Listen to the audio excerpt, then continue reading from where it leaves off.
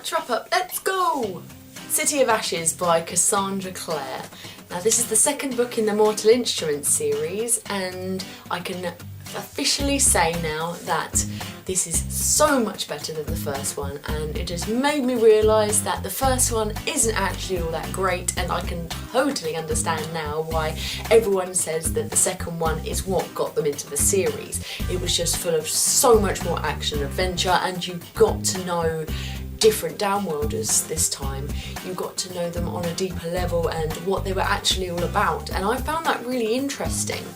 I still did find parts of the writing to be less than appealing, as there were things that really bugged me. I mean, I'm not a writer. I want to actually go into these books in more detail on a series review rather than individual reviews.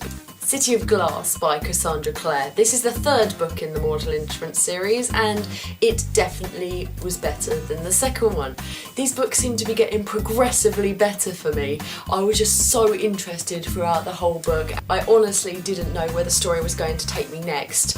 I thought that it was so unpredictable, and everything started to make sense. There was a certain part towards the end of the book where everything was being unravelled that I had to read about 3 times in order to actually fully understand what was actually happening, but I think that that's also a sign of a good book in the way that you want to understand it. You want to go back and reread it, but as said on City of Ashes, I want to do a series review on these, so I won't give too much away in this. Legend by Marie Lu. I've got a video review on this which I will link down below, so I suggest you check that out if you want to hear more in-depth thoughts of my opinions on the book. Vaguely. I'm not quite sure whether you'd call it an in-depth review though. It's mainly me fangirling a lot, so maybe that's also not a good perspective. The book revolves around 2 main characters, Day and June. Now Day is a criminal wanted by the Republic, and June is a member of the Republic. She works for the government in the army. Her mission is to capture Day, but things don't go the way that she originally intended, and she actually finds out a lot of truths about the society that she's living in. All in all, I thought this was an absolutely fantastic book. About a Boy by Nick Hornby.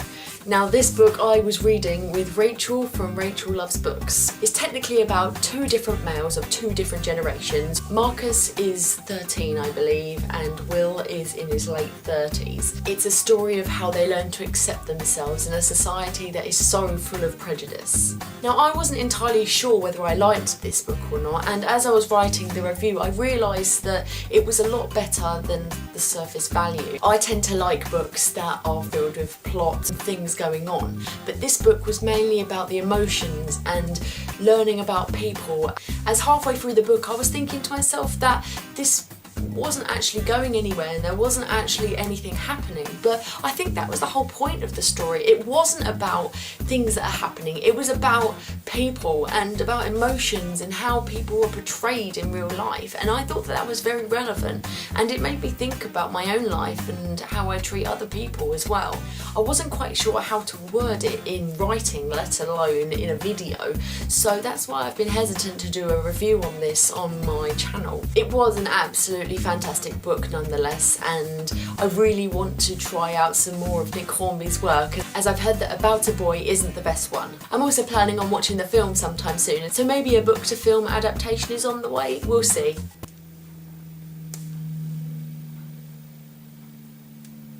Fahrenheit 451 by Ray Bradbury. This is another one that I've got a video review on, so I'll link that down below so you can have a more in-depth idea of what's actually going on. This book, I'm pleased to say, is the first non-YA book that I have absolutely fallen in love with, and I'm definitely going to be checking out some more of Ray Bradbury's work just to see if this isn't a fluke. A Monster Calls by Patrick Ness. I was a bit sceptical of picking up this book, as I really didn't like The Knife of Never Letting Go. I found it to be quite boring and bland, and I really didn't find the writing endearing at all. I found it to be really annoying and really frustrating to actually read. So going into A Monster Calls, I wanted to have a blank slate, to forget about The Knife of Never Letting Go and just read it for what it is, and I am so glad that I did that and didn't use my prejudgments of Patrick Ness against it, because this is the most wonderful book that I have read in a long time.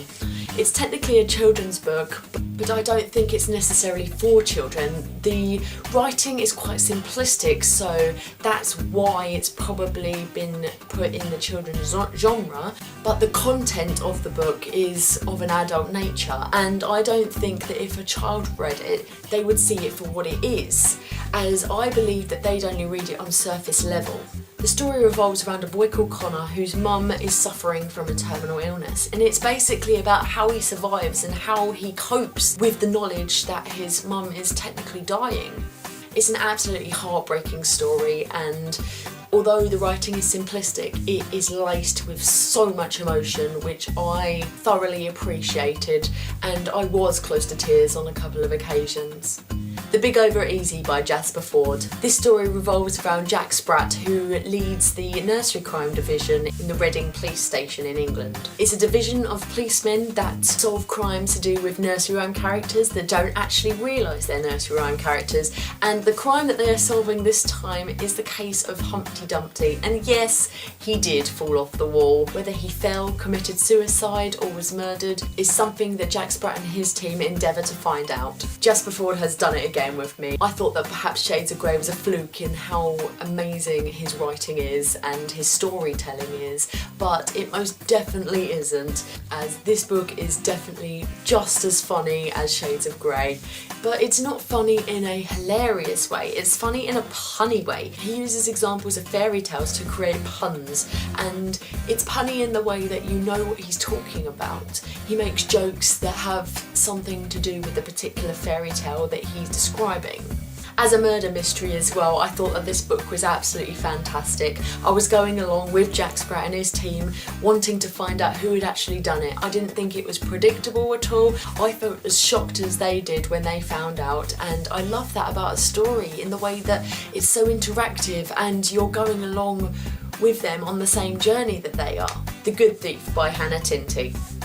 Now, I'm not quite sure if I can count this on my March wrap-up, as I didn't actually finish it. I stopped reading it 80 pages towards the end because of the fact that it wasn't going anywhere. The book revolves around Wren, who is an orphan, and he's been living in St Anthony's for the whole of his life until he's picked up by someone that claims to be his long-lost brother. He gets entangled in a life full of murderers, thieves and grave robbers, and I don't think that it lived up to the expectations of that synopsis. I was expecting there to be lots of action and adventure, and I just found it to be quite bland and really slow. And when I was getting towards 100 pages before the end, I didn't actually know how this is going to be wrapped up. I didn't think that there was any particular story at all. I couldn't see where it was going, basically. I wasn't enthralled enough to actually carry on. I just got bored, and it was definitely the main reason for my end of month reading slump. It was just a very big disappointment. Please let me know if you've read any of the books that I've mentioned, as I'd love to hear your opinions on them, especially the Mortal Instruments series. Do they actually get better as they go along? Because if they do, I am so excited to do that. Don't give me any spoilers though about what happens. I'm just interested to see whether they do actually get better and what everyone else thought of the series, as I'm pretty sure that the majority of BookTube has either read it or is in the middle of reading it. Anyways, I think that's all from me. I will see you tomorrow. Bye!